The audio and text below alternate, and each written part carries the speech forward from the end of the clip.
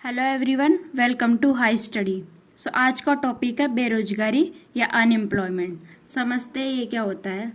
मान लेते हैं कि ये देश की टोटल पॉपुलेशन है, इसके अंतर्गत ये है आपकी कार्यकारी जनसंख्या। अब कार्यकारी जनसंख्या क्या होती है? जिसका एज ग्रुप आपका होता है 14 से 60 वर्ष के बीच में, और जो शारीरिक और मानसिक रूप से स्वस्थ है वो होती है आपकी कार्यकारी जनसंख्या।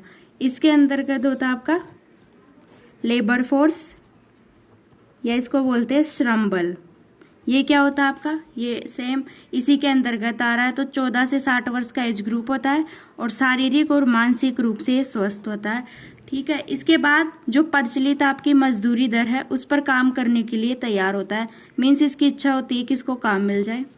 इसके अंतर्गत होता है आपका ये फाइनल होता है आपका श्रम बल, कार्यबल या वर्क फोर्स। ये क्या होता है? जिसका एज ग्रुप 14 से 60 वर्ष के बीच है, जो शारीरिक और मानसिक रूप से स्वस्थ है, कार्य करने की इच्छा भी है और कार्य कर रहा है। मीन्स इसको कार्य मिल चुका है। तो ये क्या हो गया आपका कार्यबल या वर्क फोर्स। ठीक है। अब बेरोजगार कौन हुए आपके?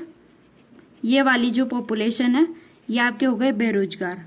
वो व्यक्ति जो लेबर फोर्स में आ रहे, कार्य करने की इच्छुक है परंतु उनको कार्य नहीं मिला है, वो हो गए आपके बेरोजगार।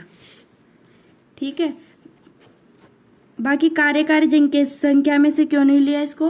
क्योंकि ये कार्य करने के इच्छुक नहीं है, ओनली कर सकते हैं परंतु जो व्यक्ति काम करना ही नहीं चाहता तो उसको अपन बेरोजगार कैसे कह सकते हैं। इसलिए कार्यबल और श्रम बल दोनों का डिफरेंस होता है। तो बेरोजगारी हो गई आपका श्रम बल माइनस कार्यबल। ठीक है। अब अपन देखते हैं बेरोजगारी दर क्या होती है। बेरोजगारी दर होती है आपका श्रम बल माइनस कार्यबल।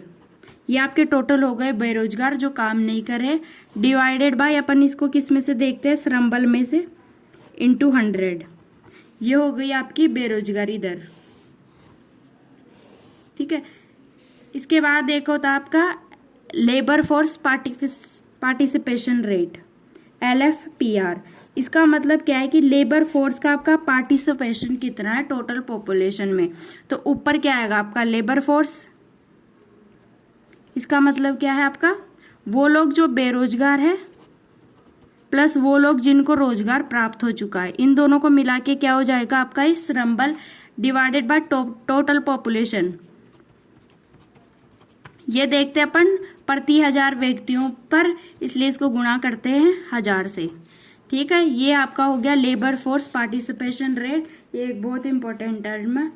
ठीक है। अब भारत का जो लेबर फोर्स पार्टिसिपेशन रेट है वो कंटिन्यूसली डिक्रीज हुआ। 2017 से अगर 2021 के बीच में देखें तो ये कंटिन्यूसली डिक्रीज हुआ है, लगभग 40 के आसपास रहा है। बाकी देश जैसे फिलीपींस का 90 है, अदर कंट्रीज का 64 है। वो इसलिए है क्योंकि अदर कंट्रीज जो आपका असंगठित क्षेत्र है जो कि सरकारी तंत्र में रजिस्टर होता है उसको भी काउंट करती है, पर भारत के संबंध में ऐसा नहीं है।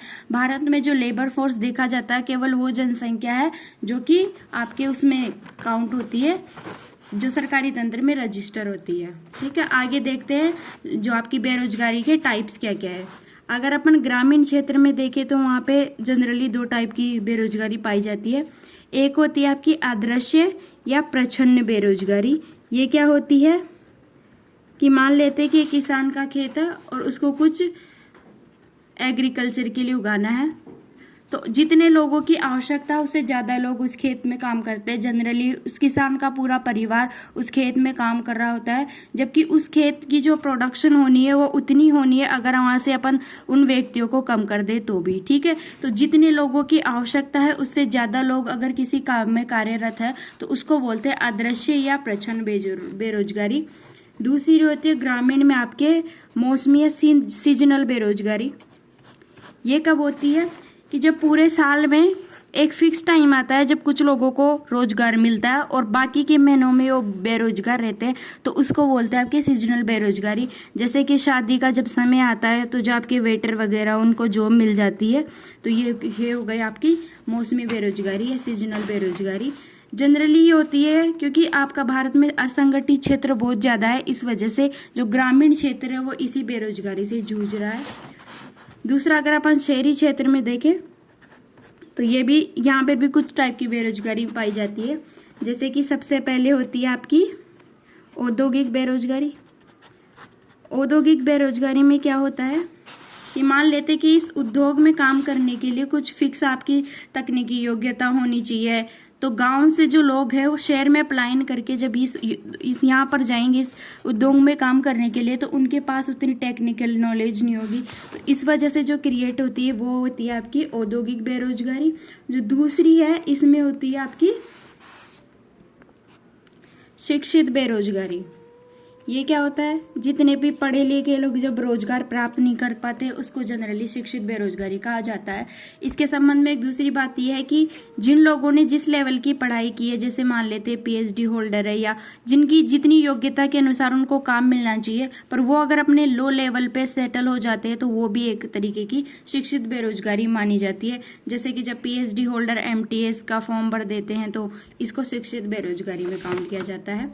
एक अन्य प्रकार की जो बेरोजगारी है उसमें एक आता है आपका संघर्षात्मक बेरोजगारी।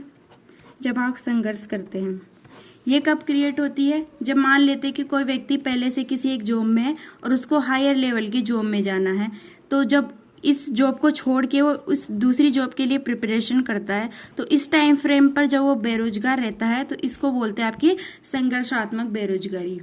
ठीक है। एक होती है आपकी खुली बेरोजगारी।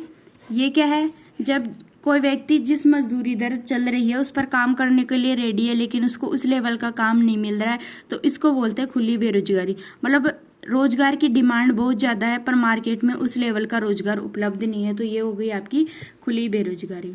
इन सबको टैकल करने के लिए एक आपका होता है यूनिवर्सल बेसिक इनकम का कॉन्सेप्ट। इसमें यह है कि पूरे वर्ल्ड वाइड अगर हम देखें तो किसी भी व्यक्ति को जो न्यूनतम आवश्यकताएं होती है, जैसे कि रोटी कपड़ा मकान, जब वो उनको भी पूरा नहीं कर पाता तो प्रति व्यक्ति या प्रति परिवार उनको एक फिक्स आय दी जानी चाहिए ताकि वो अपनी कुछ भी हो सकती है वो, ताकि वो अपनी न्यूनतम आवश्यकताओं को तो पूरा कर सके। तो वो होता है यूनिवर्सल बेसिक इनकम। बेरोजगारी से पार पाने के लिए एक अच्छा ऑप्शन है, बट इससे लोग काम करने की इच्छा थोड़ी कम हो जाएगी क्योंकि पैसा तो वैसे भी मिल रहा है।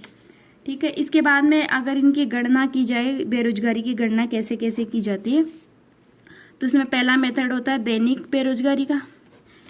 इसमें होता है कि जब कोई व्यक्ति पूरे दिन में अगर मिनिमम 1 आवर भी काम नहीं कर पा रहा है तो इसको बोलते हैं आपकी दैनिक बेरोजगारी। एक होती है आपकी साप्ताहिक बेरोजगारी। जब कोई व्यक्ति पूरे सप्ताह में न्यूनतम 1 आवर भी काम नहीं मिल पा रहा उसको, तो वो जो होती है वो होती है आपकी साप्ताहिक बेरोजगारी। ठीक है। इसके बाद में होती है आपकी एक सामान्य स्थिति बेरोजगारी। इसमें क्या होता है कि जब व्यक्ति 365 में से 183 दिन या उससे ज़्यादा के लिए बेरोजगार होता है तो उसको बोलते हैं सामान्य स्थिति बेरोजगारी। ठीक है। एक होती है आपकी सामान्य सैद्धांतिक बेरोजगारी। ये क्या होती है कि जब व्यक्ति 12 महीनों में से 30 दिन भी रोजगार प्राप्त नहीं कर पा रहा है तो उसको पूर्ण बेरोजगार कहा जाता है। ये होती है आपकी सामान्य बेरोजगारी। ठीक है। ऐसे और कंसेप्ट समझने के लिए हाई स्टडी चैनल को सब्सक्राइब कर लीजिए और इकोनॉमिक्स की सारी वीडियोस की प्लेलिस्ट चैनल पर अवेलेबल है, उसको आप देख सकते हैं। Thank you.